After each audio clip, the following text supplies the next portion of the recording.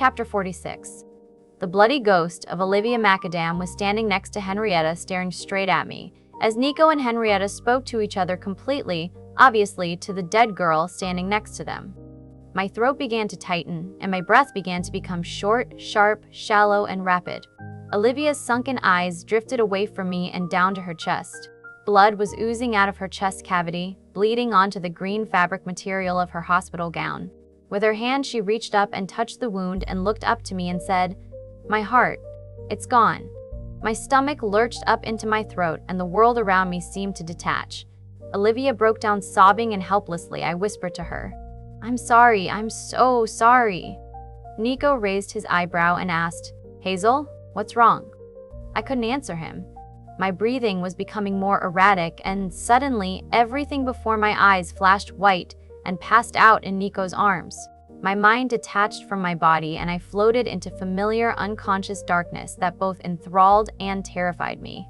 In the darkness, I could find the respite I desperately needed from the real world, even though there was something scary about the dark, yet also comforting. Casper and the others couldn't get to me in the dark. Casper couldn't hurt me in the dark, and it was him I was scared of more than anything else in this world. So I hid in the dark, dreaming dark dream, and remembering dark thoughts and memories that never belonged to me.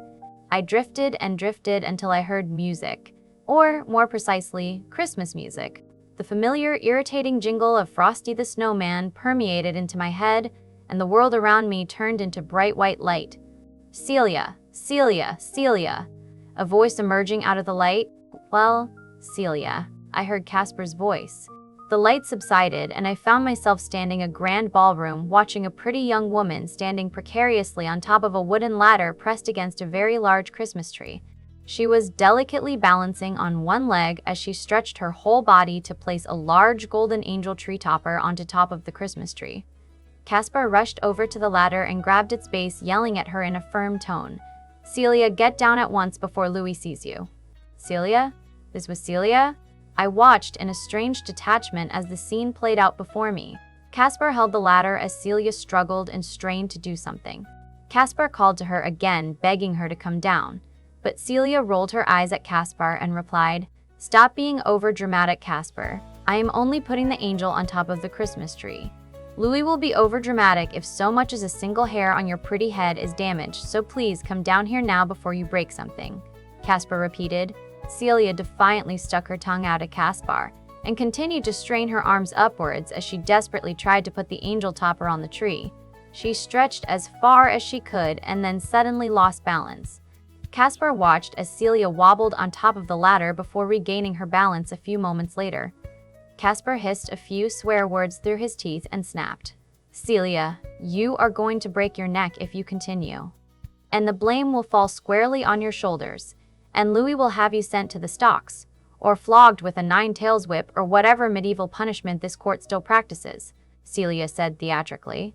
Stretching up on her tippy toes again, Celia managed to place the golden angel on top of the Christmas tree.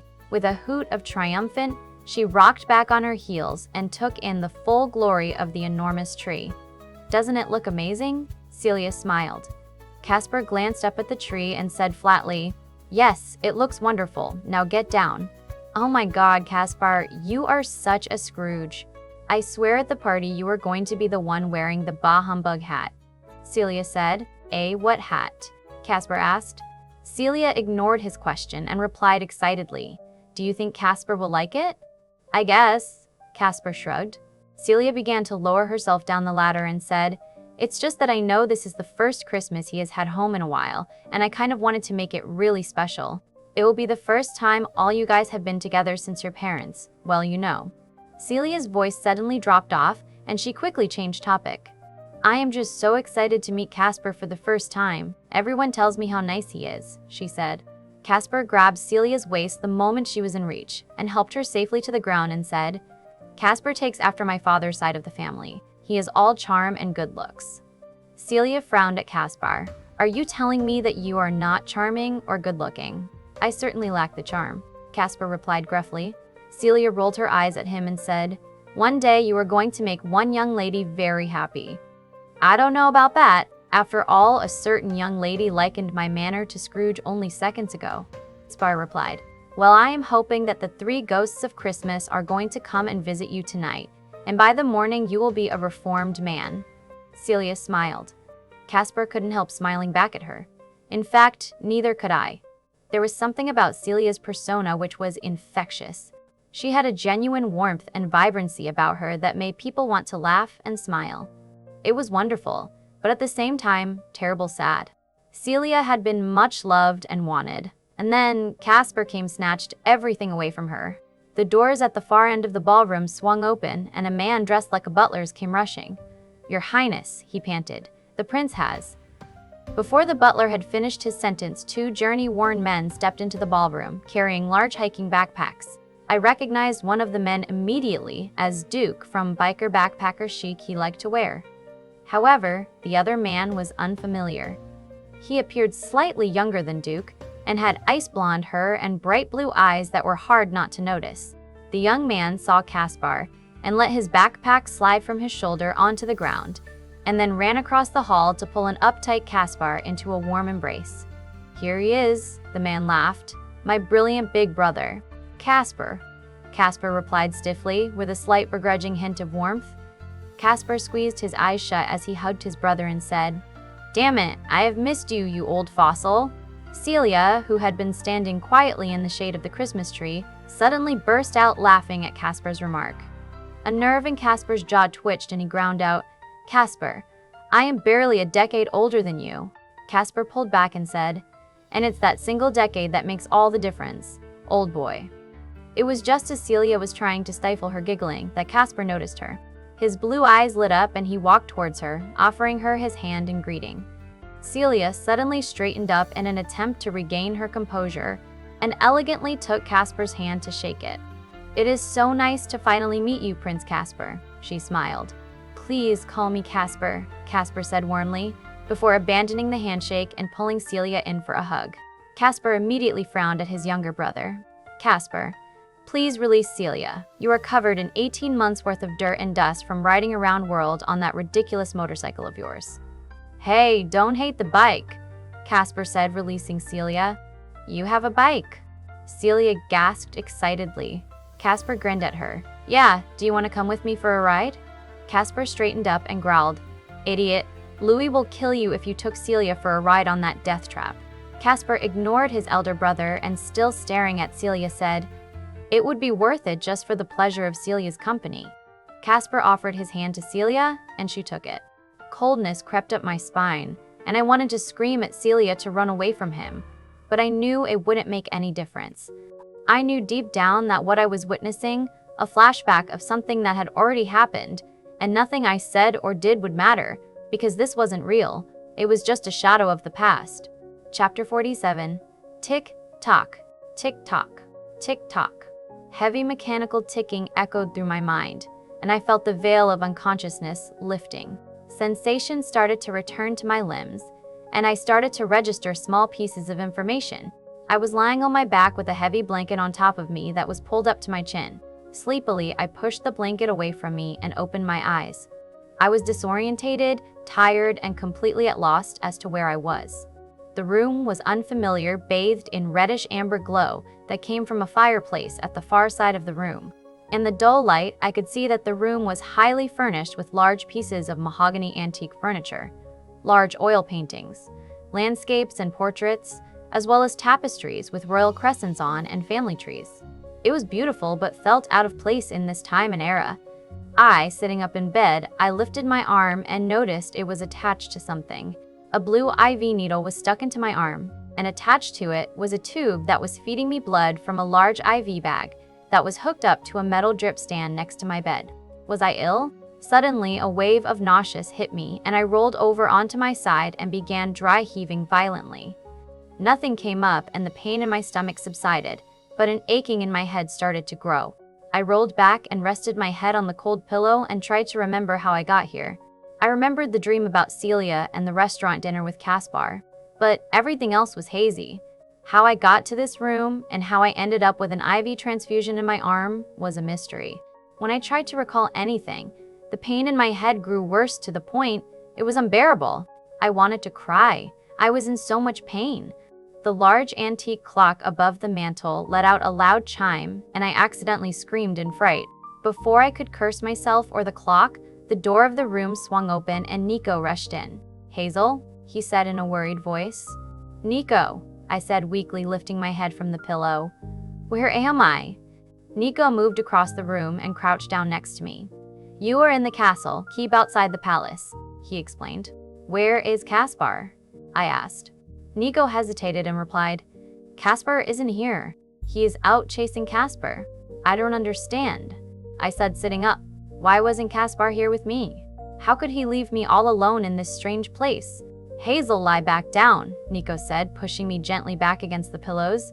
"You have been asleep for nearly a week. You have been very ill." "I have," I said, shocked by the length of time I had been asleep for. "I am sorry, Hazel," Nico suddenly said. "I didn't know your condition. None of us did." The look in his face made me think I was dying. Panic swept over me, and I grabbed a fistful of Nico's shirt and demanded to know, "What do you mean? What kind of condition?" Nico went to answer but stopped as someone else walked into the room. I looked over Nico's shoulder and saw a man who had the same height and coloring of Casper, but he was much leaner looking than Casper. His face was narrow and had a strange, waxy complexion about it, as if it had wasted away with years of worry or disease. Behind him, another figure appeared, someone whom I recognized. Henrietta. Henrietta smiled sympathetically at me, but quickly shrunk back into the shadows when the man, who I had deduced was none other than the Vampire King himself, shot her a scathing look. Henrietta lowered her gaze and disappeared out of the room while King Louie studied Nico and I. "I am glad to see you are up, Hazel, but I am disappointed to see that Nico is already worrying you with his penchant for overdramatics." Louie spoke softly. Nico stiffened, then straightened up and turned to his king and said, "Your Majesty, I—" Louie silenced him with a dismissive hand. "That is enough, Captain. You can return to your duties now that you have been reassured that the princess is back in the land of the living." "With respect, Your Majesty, I wish to continue to oversee the princess's security," Nico said. "Captain, do you remember the last time you were in charge of a princess? Do you remember the Princess Celia, my beloved first wife? My one and only true love, who I spend each and every night longing to join?" Louie asked Nico. Nico nodded his head. "There is not a day that goes by where I don't think about her too, Your Majesty." "Then you will understand why I am reluctant to place the Princess Charlotte under your clumsy care. I wouldn't want her getting killed in her own palace after all," Louie said. "But Your Majesty," Nico began to protest. "Captain, please leave. Your services are no longer required," Louie said. Nico clearly did not want to leave. He stood by my bedside, hesitating what to do, but soon relented. He straightened himself up and said with a cool tone, "As you wish, Your Majesty." Nico gave me parting glance, and without another word, he strode out of the room and left me alone with the Vampire King. The king waited for a minute and then turned to me and said, "I apologize that you had to witness that unpleasantness. I understand Nico means well, but he sadly lacks the necessary skills to protect you, and you need protecting. Unfortunately, it seems my baby brother has taken an interest in you, Hazel, and until we catch him and lock him back up in a cell, you are in terrible danger." A hazy memory floated into my head, and I recalled hiding under a table and an unfamiliar man calling my name. It had been Casper. He had escaped from prison and sought me out, but first he had gone to the town and into the hospital, and he had. "Hazel, would you like me to call a nurse? You are suddenly looking very gray," Louie commented. The image of Olivia McAdams stood in her green hospital gown with the blood pumping out of her chest haunted me.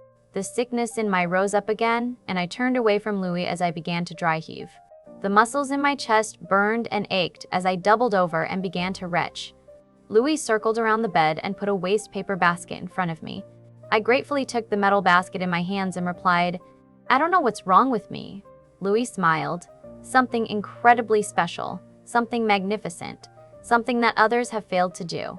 As he spoke that last past, he glowered coldly at Henrietta, who made a sobbing noise and abruptly turned on her heel and walked quickly back up the corridor. I was in so much pain, I couldn't begin to process what was going on. Louie sat down on the edge of the bed and smiled. "Hazel, you are my salvation. You are my freedom." "I don't understand." I said weakly, hanging my head in the wastepaper basket. You are with child Hazel, a royal child, or, more precisely, an heir that could relieve me of my duties as king. Louie smiled. I blinked and with a dry laugh replied, What are you talking about?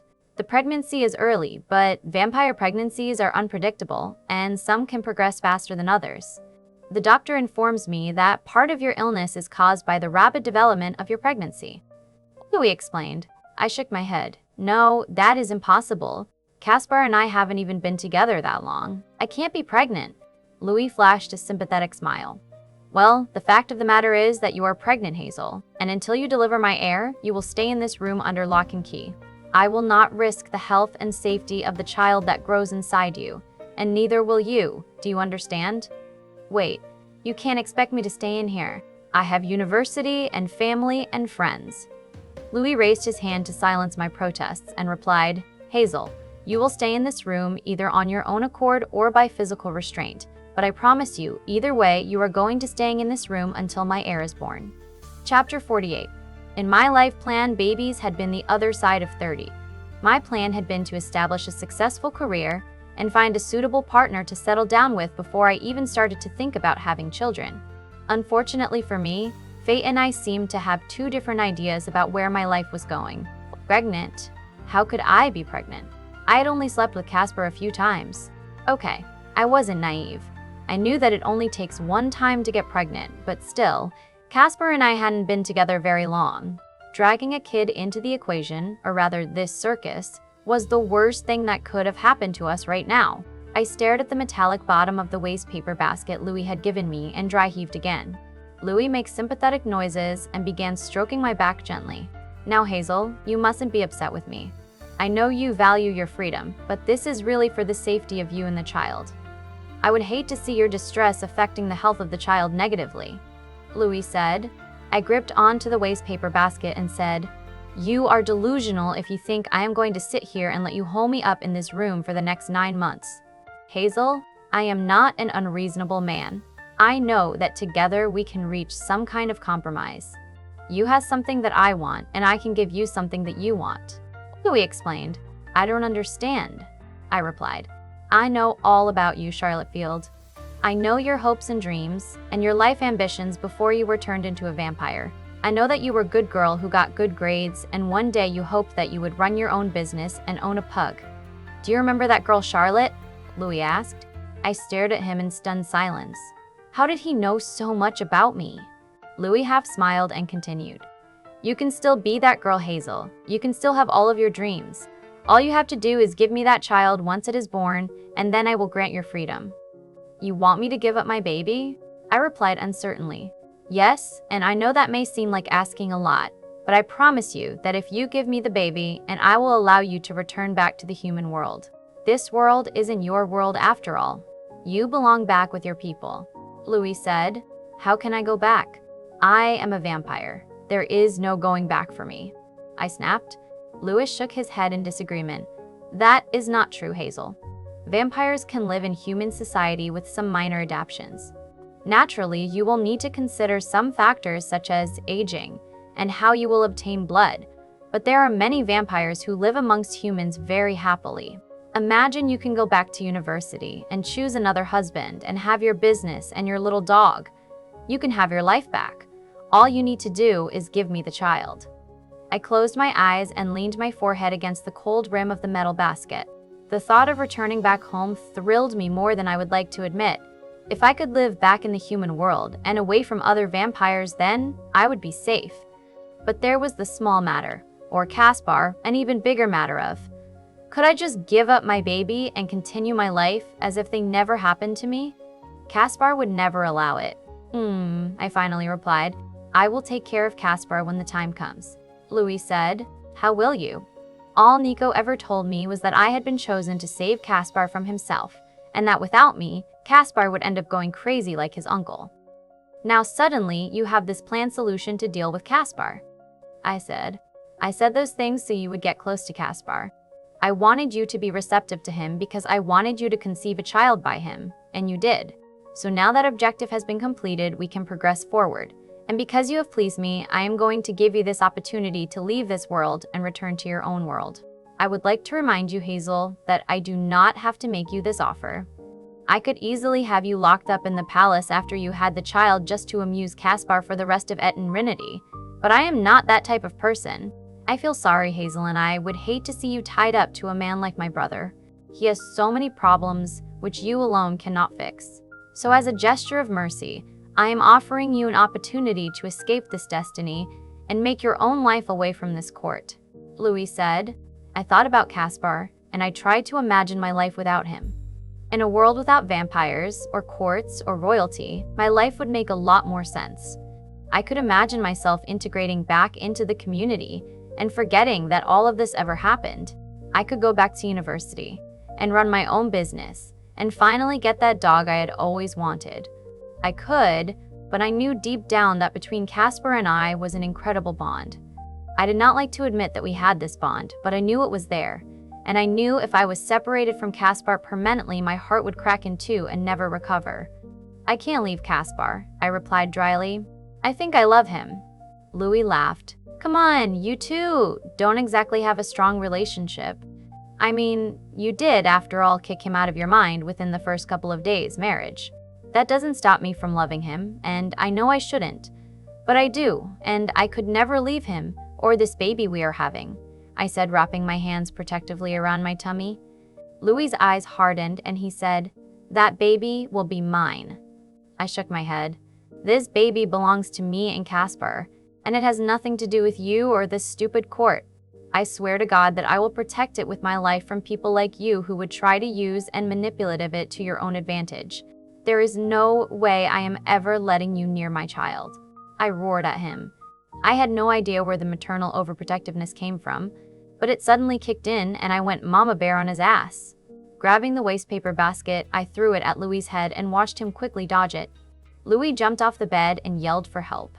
Nurse, bring the sedative, Louie yelled. I quickly scrambled to my feet as two nurses and a doctor appeared suddenly in my room. The doctor walked towards me, drawing up an amber liquid from a glass vial into a syringe. Don't you dare come near me, I warned. Your Highness, I only want to give you something that will help you relax, the doctor said, walking towards me.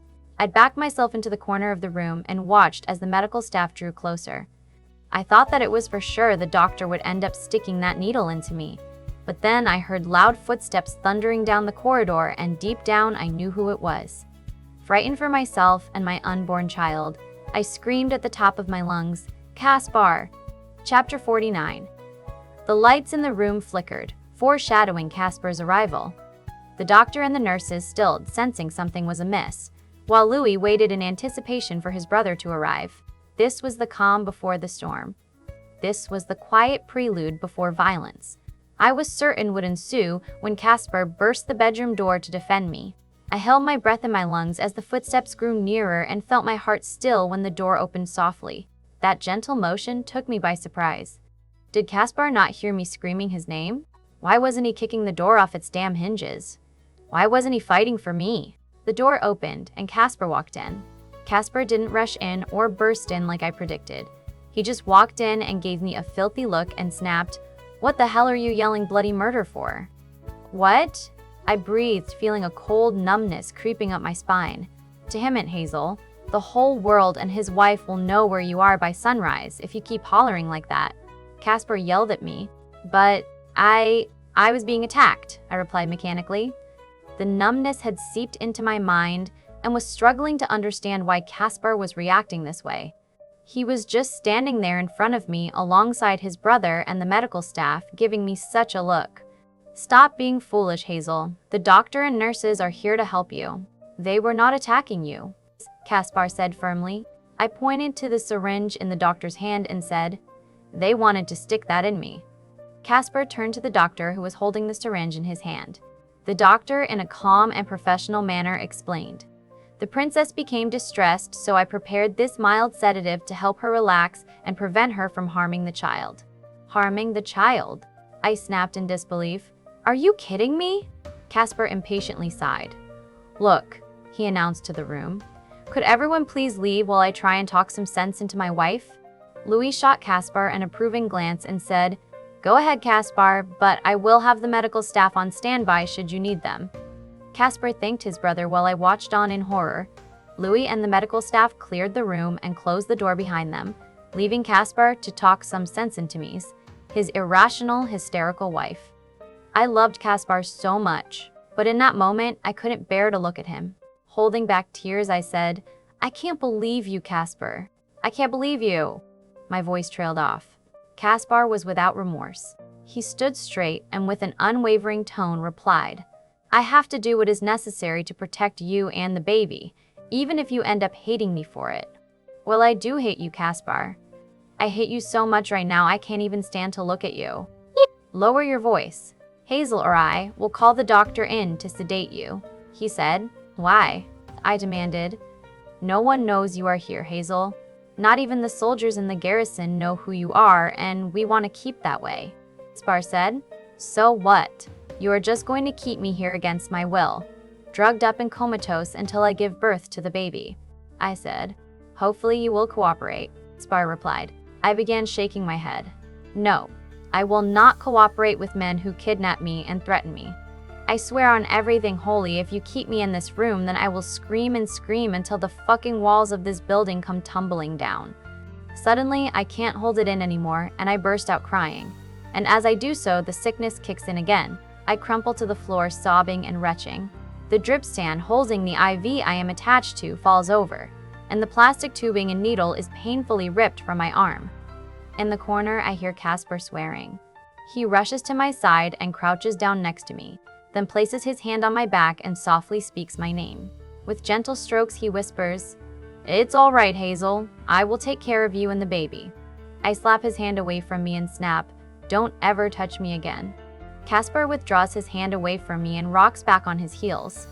I move away from him, half crawling, half dragging myself across the floor to get away from him. Pain flickers across Casper's eyes as I pull myself towards the far corner of the room. "I don't want you ever near me again," I say with a trembling voice. "Hazel, come on, stop this and get into bed," Casper calls to me. "Just go away, Casper." "Okay, Hazel, please," he whines. "Go away." I hear an irritated sigh, then, "Fuck this." Suddenly, I feel Casper's hands on me, pulling me off the floor into his lap. I try to fight him, but I am not strong enough. He holds me against his chest and softly breathes into my hair. I am sorry, as I continue to fight him. Angrily, I cry, "You and your brother planned this. You duped me into getting pregnant so I could this messed up family heir, and now the mission to knock up Hazel has been accomplished. This whole romantic facade is over. You never cared about me. You don't give two shits about what happens to me. Everything between us was and is a lie. None of it was real." The words tumbled out my mouth, hot and angry. I didn't even know if I was making sense anymore. The rage inside me was too much, and it needed to boil over, and words were the only way in which I knew how to express myself. Casper grabbed me by my shoulders and forced me to look at him. "Don't you ever say that?" he hissed at me. "Don't you ever say it wasn't real, because it was real? Every damn moment was real and still is real." "You are a liar," I say, beating the flats of my palms against his chest. Casper catches my hands in his and replies, "I don't want to do this, Hazel. I don't want to hurt you like this at all, but I need to."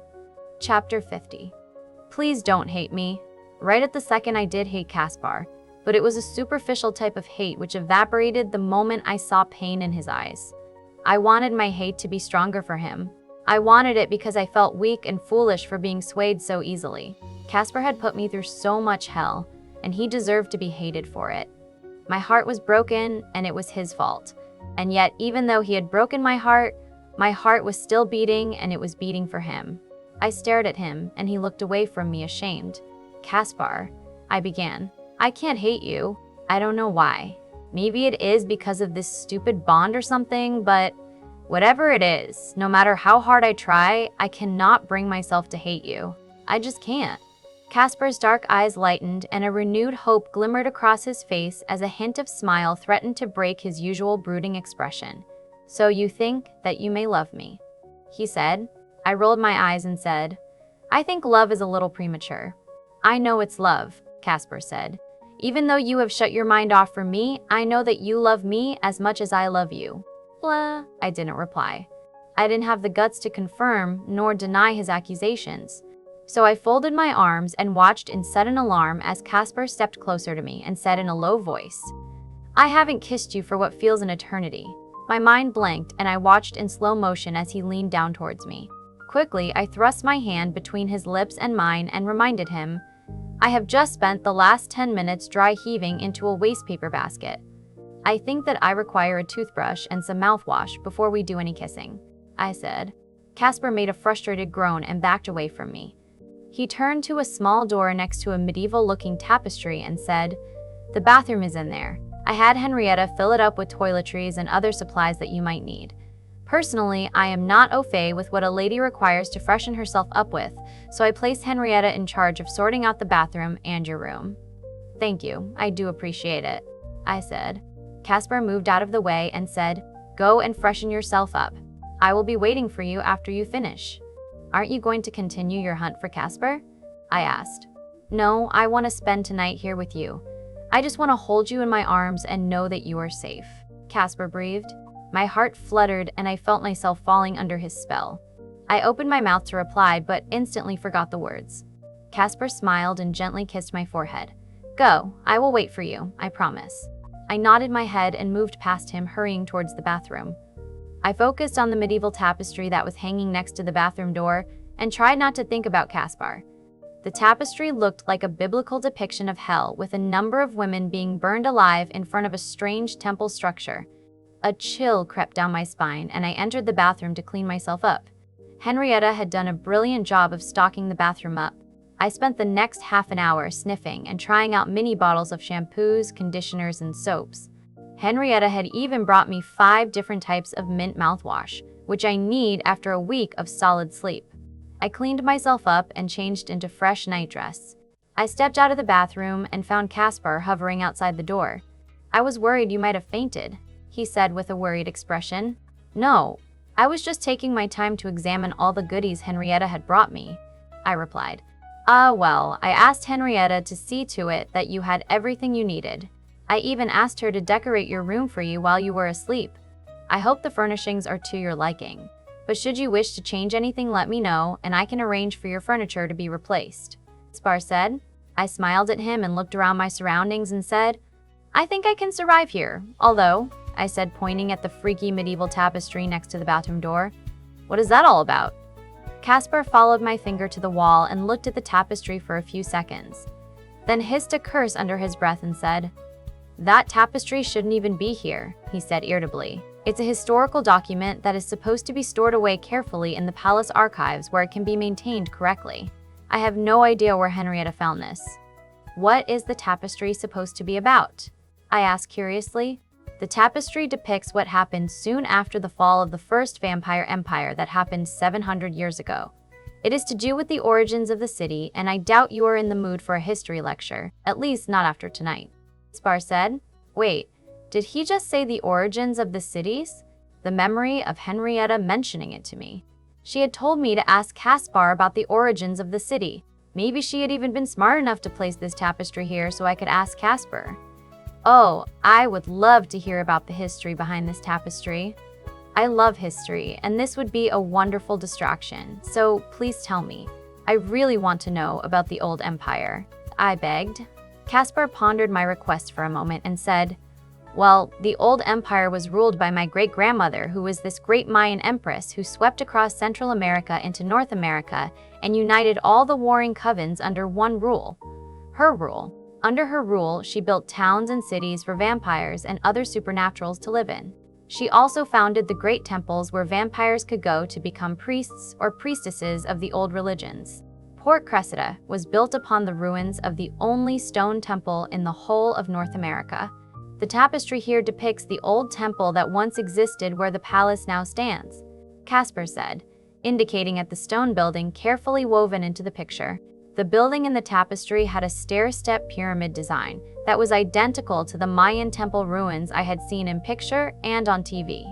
The temple looked strange against the snowy backdrop of mountains and forest in the tapestry, but I imagined it must have looked even stranger in real life. Even so, The middle and the background of the picture was not the subject matter which was capturing my interest. What I was interested in was the women being burnt alive in the foreground of the picture. So who are the women being burnt alive in the picture? I asked. They were the priestesses of the temple, women of extraordinary talents who were selected to serve the gods, Casper explained. These women possessed abilities which are now virtually non-existent amongst vampires. Some had the ability to see into the future, while others could read a person's past, and there were even a few who could commune with the dead. They could speak to ghosts, I said in bare whisper. Casper nodded while studying the tapestry. Yes, and it's part of the reason they were burnt alive. When the empire fell, it fell literally overnight. The Empress's son went mad and unleashed a hell on earth the likes of which had never been seen. The great royal city disappeared in a single night, and the queen that had held the empire together for 1,000 years was dead. People wanted to blame flesh and blood for the terrible calamity that had fallen upon their beloved empress and her family, and so they turned against the priestesses who they accused of cavorting with evil spirits and bewitching the empress's son to commit terrible evil against his people. This picture depicts the night the priestesses were dragged from their temple and burned alive for their crimes against the empress. Only a few priestesses escaped, and they were the ones who many years later made this tapestry as a record of what happened that night 7 centuries ago. I stared at the tapestry and finally understood what Henrietta had meant when she said that this city had been built on the blood of people like me. These priestesses had been blamed for the genocidal meltdown of the Empress's son, Prince Tuta the Terrible, and had been burned alive in some kind of pre-Christian witch hunt. That's awful, I commented quietly. Casper shrugged nonchalantly. It was a long time ago. What about now? I mean, are vampires with these abilities still hated? I asked. Well, for a long time after the massacre, those types of abilities were considered the most unholy of all the vampire abilities. Women who were turned, or girl children that were born with these abilities, tended to be quickly burned alive when their talents were uncovered. Spar said. What about men and boys? Were they burned alive too? I asked. Strangely, for reasons unknown to me, these abilities only ever affect women. Hazel, you look pale. Come and lay down next to me, Casper said, suddenly taking my hand. I took his hand and walked away from the tapestry, feeling a terrible sickness inside my soul. Henrietta had been right about everything, and now I was caught between Casper, Louie, and possible angry vampire mob if my secret ever got out.